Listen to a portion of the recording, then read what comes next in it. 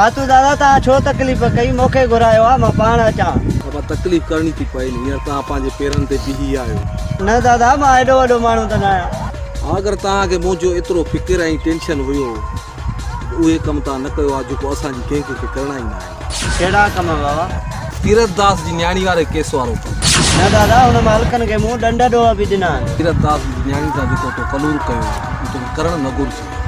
तोखे ख़बर न आहे जेतिरियूं असांखे मुस्लमान न्याणियूं प्यारियूं आहिनि एतिरियूं असांखे वाणियुनि जी बि न्याणियूं प्यारियूं आहिनि उहे बि असांजे धीउनि ऐं भेणुनि बराबरि आहिनि हिकु त हुन न्याणीअ सां तो रेप कयो रेप करण खां पोइ हुन न्याणीअ खे उफट मारे दादा हुन केस तो मालिक हथ खणी आवा कोर्टनि जे फ़ैसिलनि खां पोइ असां पंहिंजा फ़ैसिला शुरू कंदा आहियूं माफ़ीअ जे क़ाबिल न आहे दादा कारतूस तव्हां सही था चओ माफ़ी जे क़ाबिल ई न आहे तोखे हिकु सिंध जी हिंदू न्याणी जो एतिराम न आहे जेसीं ताईं असांजी सिसी में साह आहे न्याणी हिंदूअ जी हुजे या के मुस्लमान या पलांदी असां पाण वेठा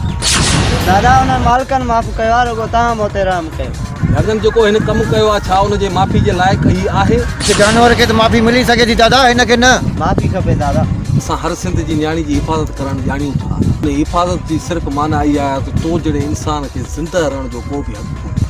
कोन्हे